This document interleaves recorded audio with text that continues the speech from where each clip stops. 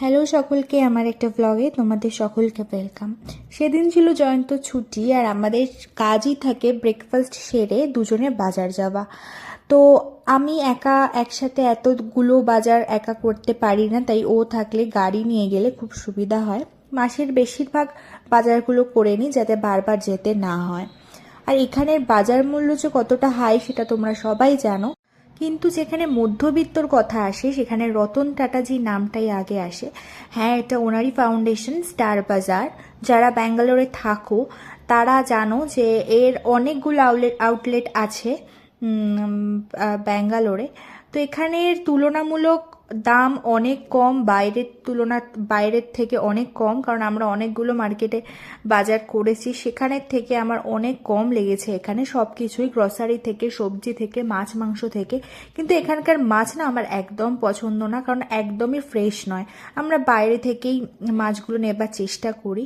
তো এখানে মাছের বাজারগুলোও কিন্তু ফ্রেশ, হ্যাঁ, কিন্তু আমাদের কলকাতার মতো এত ভ্যারাইটিসের মাছ হয়তো পাওয়া যায় না। মানে বাংলায় যে মাছগুলো পাওয়া যায়, মানে যেমন ধরো সার্টিন মাছ, ভোলা মাছ বা আরও সব যেসব, হ্যাঁ পাওয়া যায়। বাঙালি যারা বাঙালি দোকানগুলো আছে সেগুলো পাওয়া যায়, কিন্তু এগুলো আমাদের লোকেশন থেকে অনেক দূরে, তাই এখনো পর্যন্ত যাওয়া হয়নি। কিন্তু এখানকার যে কাছাকাছি লোকাল যে ফিশ মার্কেটগুলো, সেখানে কিন্তু রুই কাতলা সবসময় অ্যাভেলেবেল, সবসময় পাওয়া যায়। যাই হোক, তারপর আমার একটা মধু শেষ হয়ে গেছিলো, মধু নিলাম, আর এক ছোট্ট পিচকু টমেটো সসটা নিলাম, তারপরে হলুদ, লঙ্কা, আর এটা নিলাম তুর ডাল, মানে যেটাকে আমরা অহর ডাল বলি। এখানকার মানুষ এই ডালটা বেশি খায়। এবারে না আমি একটা নতুন জিনিস ট্রাই করলাম, সেটা হচ্ছে জ্যাগারি পাউডার, মানে গুড় পাউডার, চিনির পরিবর্তে ব্যবহার করা হয়। আমি জানি না কেমন হবে, এবার নিয়ে দেখি। তো চলো, আমাদের বাজার হয়ে গেছে।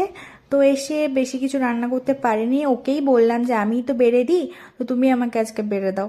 তো আমাকে গুছিয়ে বেড়ে দিচ্ছিল, তারপরে খেলাম। সেদিনকে তৈরি করেছিলাম শুক্তো। বেশ অনেক দিন মায়ের হাতে শুক্তো মিস করছিলাম, কিন্তু আর এখন তো ইউটিউব আছেই, দেখে আমি এই শুক্তোটা বানিয়েছিলাম। সত্যি বলতে খুব সুন্দর হয়েছে, তোমাদের সাথে একদিন শেয়ার করব। তারপরে দুপুরবেলা খেয়ে একটু রেস্ট নিয়ে এখানেই কাছাকাছি একটা মন্দির, এটা বেঙ্গলি অ্যাসোসিয়েশনের একটা মন্দির।